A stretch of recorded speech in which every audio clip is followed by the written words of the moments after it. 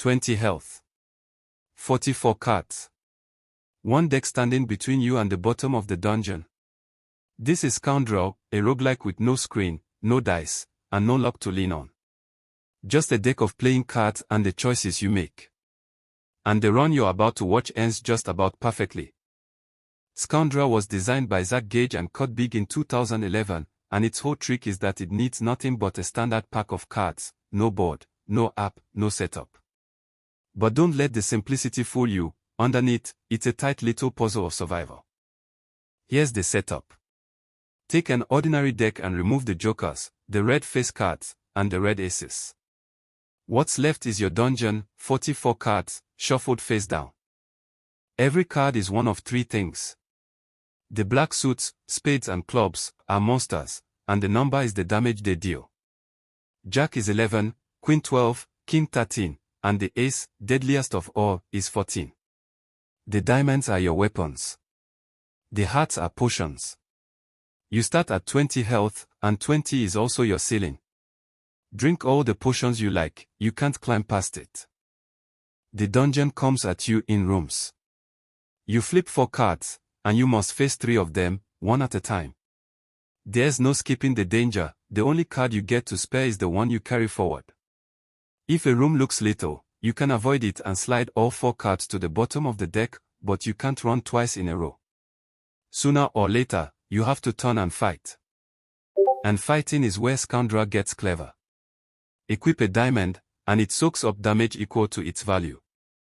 Say your weapon is a 5, throw a 3 at it and you take nothing, the blade covers it completely. But send an 11 at that same 5, and 6 still gets through. Here's the catch, though, and it's the heart of the game. The moment your weapon kills a monster, it grows dull. From then on, it can only strike monsters equal to, or weaker than, the last one it killed. Cut down a king, and your sword stays deadly.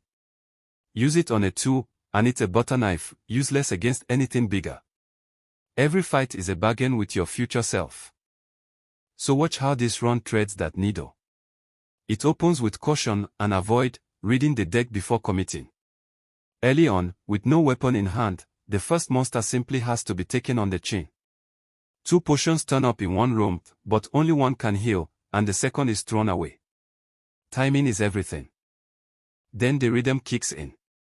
Pick up a weapon, and let the monsters break against it. Turn after turn, they land for 0 damage, almost free progress through the dungeon. A lone jack slips through for 5, the first real scratch in a while.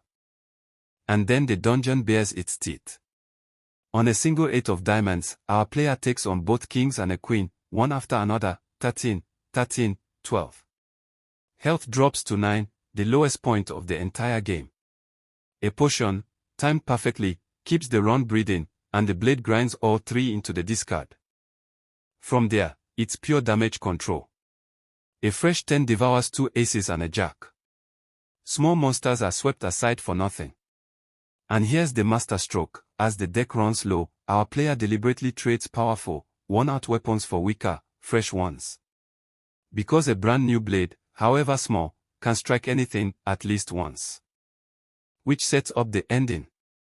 Down to the final cards, holding nothing but a 2, the last queen has to be met almost bare, 10 damage, the single biggest hit of the whole run. It drops our hero to 10. But the very last card in the dungeon is a potion. 10 health, poured straight back in. The dungeon is empty. Health is full. And because that final card was a potion at 20, its value is added on top, for a final score of 30. A flawless clear. About as good as Scoundrel ever gets. One deck.